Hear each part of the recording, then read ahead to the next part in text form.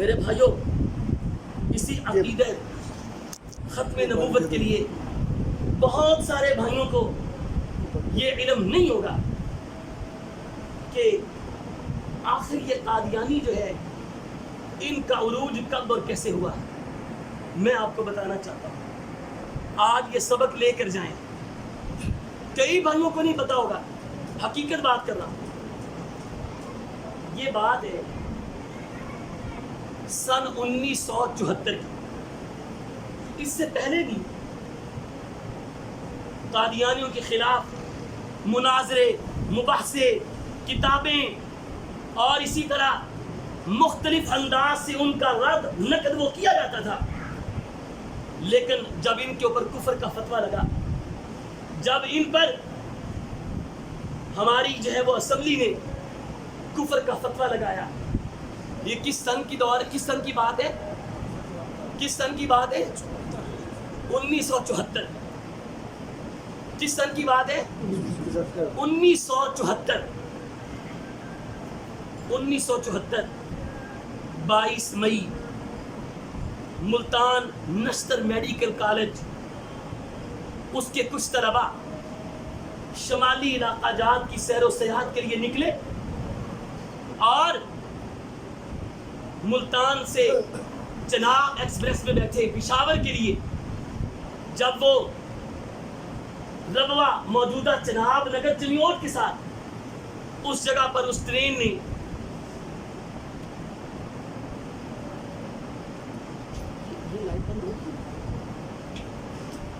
چناب نگر میں اس گاڑی نے اسٹے کیا تو وہاں پر ان طلباء نے دیکھا 100 کے قریب طالب علم تھے. انہوں نے کیا دیکھا کہ کچھ احمدی اور قادیانی اپنا لٹریچر تقسیم کر رہے ہیں اور بوگیوں کے اندر لوگوں کے اندر وہ پمفلٹ تقسیم کر رہے ہیں. ان طلباء کی غیرت ایمانی زندہ تھی. انہوں نے ان سے اختلاف کیا، معاملہ مشتعل ہو گیا. خیر وہاں پر تو کوئی لڑائی جھگڑا نہ ہوا، گاڑی وہیں سے جلدی روانہ ہو گئی اور یہ لوگ بھی اپنے کام پر چلے گئے سیر و سیاحت کے لیے.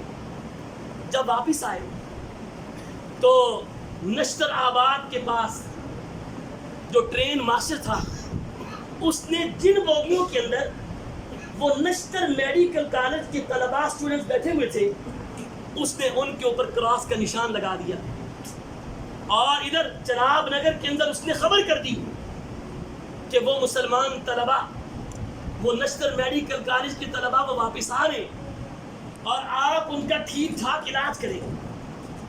ادھر سے قادیانیوں نے کیا کیا، کلہاڑیاں، چھریاں اور اسی طرح ڈنڈے، پتھر، جتنے بھی نقصان پہنچانے والے آلات تھے ان کو جمع کیا.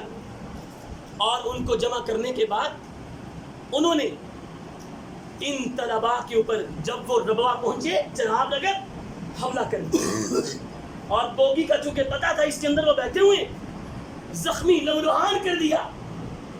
اور وہاں پر ان طلباء نے نعرے لگائے، ختم نبوت زندہ باد، قادیانیت مردہ باد.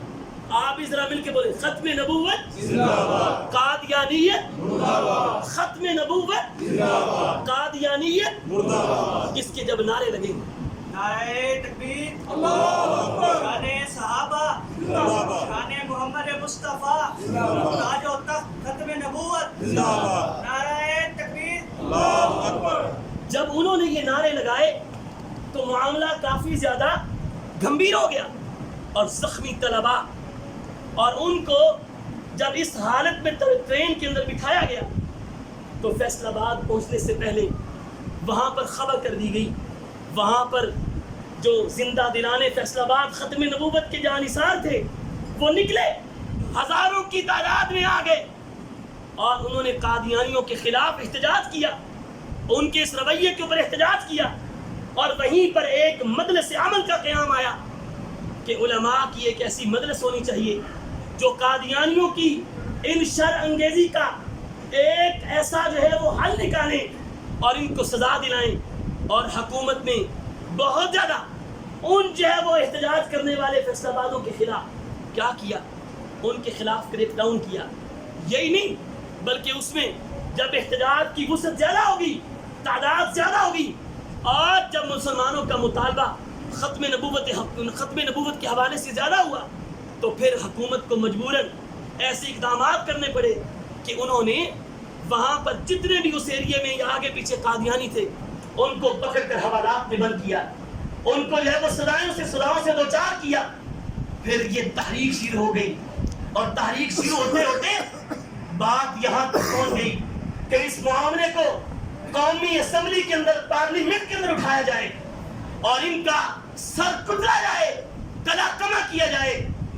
اور جب جو ہے اس کام کے لیے علماء کی ایک مجلس قائم ہو گئی، اور انہوں نے اس وقت جو وزیر اعظم تھے وہ ذوالفقار علی بھٹو تھے، پیپل پارٹی کا دور تھا، اور سن 1974 تھا، ستمبر کا مہینہ تھا، 7 ستمبر کی تاریخ تھی، جس دن ان کو ہماری اسمبلی نے اور پورے 30 نشستوں، 30 دنوں یا 28 دنوں اور 96 نشستوں کے بعد، بحث و مباحثے کے بعد، مرزا ناصر سے، سر ظفر اللہ خان سے ان کے نظریات کا پورا طرح محاسبہ کرنے کے بعد، جانچ لینے کے بعد، اس وقت ہماری پارلیمنٹ نے 1974 کے اندر ان کے اوپر کون سا فتویٰ لگایا کہ یہ دائرہ اسلام سے کیا ہے؟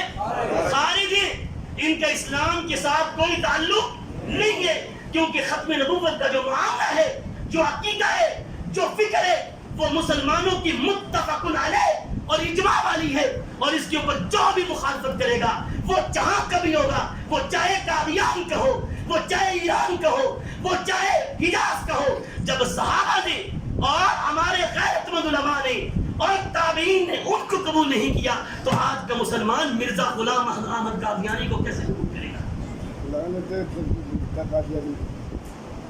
کفر کا فتویٰ لگ گیا، کافر قرار دے دیے گئے۔